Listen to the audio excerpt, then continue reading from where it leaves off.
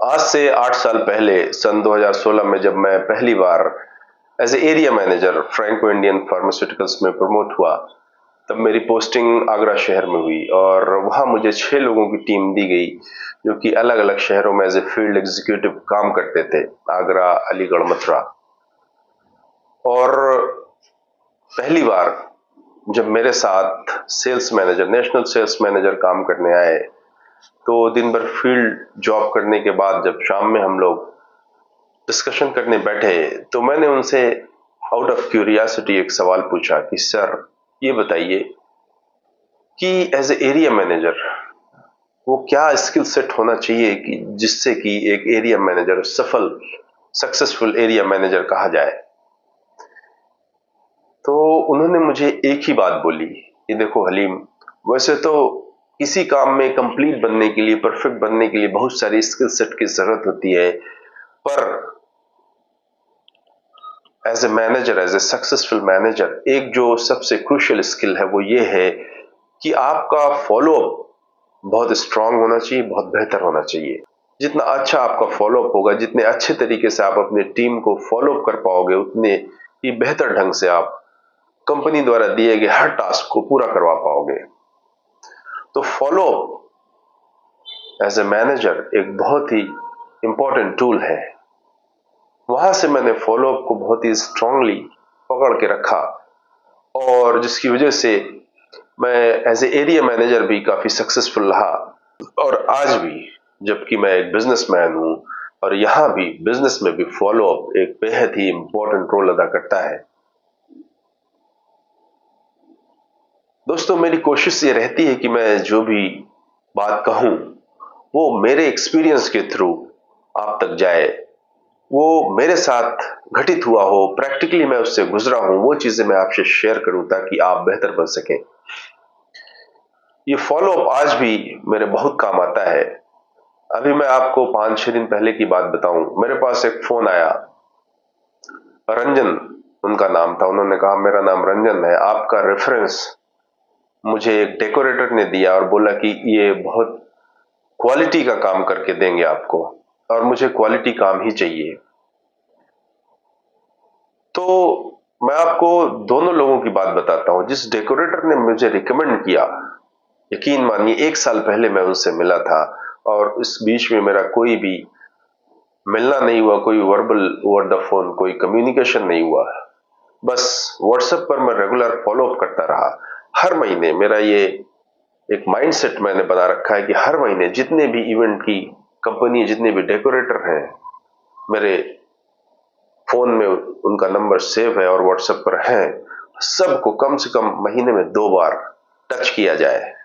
किसी ना किसी अपने काम को भेजकर, कोई त्योहार है उसको विश करके, किसी ना किसी बहाने उनको टच किया जाए, एटलीस्ट महीने में ट्वाइस। और इसके पीछे मेरा मकसद ये रहता है कि मैं टॉप ऑफ द माइंड उनके बना रहूं। जब भी मेरे लायक उनके पास कोई काम आए तो सबसे पहले वो मुझे रिकॉल करें कि हाँ हलीम को ये काम दिया जाए, उसके पास ये मटेरियल है, उसको फोन किया जाए। तो ये मैं रेगुलर करता रहा। भले ही 1 साल तक उन्होंने कोई बिजनेस नहीं दिया, लेकिन फिर भी मैं ट्वाइस इन अ मंथ उनको रिमाइंडर भेजता रहा, उनको विशेस करता रहा, जिसका नतीजा है कि साल भर बाद उनके पास जब काम आया तो उन्होंने मुझे रिकमेंड किया। और जो रंजन जिनका कॉल आया था, उनसे मेरी बात हुई। उन्होंने एलिमेंट लिस्ट भेजा कि क्या क्या मटेरियल उनको उस इवेंट, उस कॉर्पोरेट इवेंट के लिए रिक्वायर्ड है। फिर मैंने उनको रेट लिस्ट अपनी भेजी। उसके बाद फिर अगले दिन मिलने की बात हुई, तो चूंकि टाइम डिसाइडेड नहीं था, उन्होंने मुझे करीब 12 बजे फोन किया। मैं थोड़ा बिजी था। मैंने कहा ऐसा है कि मैं करीब 1:30 बजे आपको फोन करता हूँ और आप जहां भी रहेंगे मैं बाइक से आऊंगा, आपको लेकर अपने गोडाउन, अपने ऑफिस आऊंगा। फिर जब मैंने उनको 1:30 बजे फोन किया तो उनका फोन नहीं उठा। मैंने मैसेज डाला तो उन्होंने रिप्लाई किया कि I am busy in a meeting. फिर मैंने शाम को फोन किया, उनका फोन नहीं उठा। अगले दिन फिर फोन किया, फिर कॉल बैक नहीं है, ना फोन उठाया ना कॉल बैक आया। नेक्स्ट डे फिर मैंने मैसेज किया, व्हाट हैपेंड रंजन भाई, एनी प्रॉब्लम? तो उस दिन शाम में फिर उनका फ़ोन वापस आया कि हलीम भाई ऐसा है कि मैं वो बैंगलोर आया हूँ, मैं थोड़ा बिज़ी था, मैं वापस आता हूँ तो आपसे मिलता हूँ। बहरहाल वो बातचीत अभी जारी है और काम होपफुली मुझे मिलेगा। पर कहने का मेरा मकसद यही है कि फॉलो अप बहुत ही इंपॉर्टेंट रोल अदा करता है और हम में से बहुत सारे लोग जो बिजनेसमैन है या जो मैनेजमेंट में है, अपर मैनेजमेंट में, वो इसकी इंपॉर्टेंस को समझते हैं।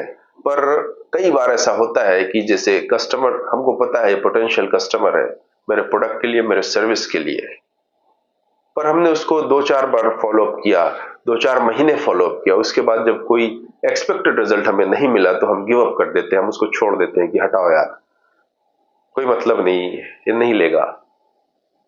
पर मेरा अपना पर्सनल एक्सपीरियंस है कि यदि आप रेगुलर, क्या है महीने में व्हाट्सएप इतना इजी है, फ्री है, इजी है, 1-2 मैसेज करना ताकि आप टच में बने रहें। और आजकल जितनी भी कंपनीज हैं उन सब का ये फंडा है कि मार्केट में इस तरह से काम किया जाए कि कस्टमर के टॉप ऑफ द माइंड रहा जाए, कि जब भी उसे उस प्रोडक्ट या सर्विस की जरूरत हो तो वो हमारा प्रोडक्ट और सर्विस ले।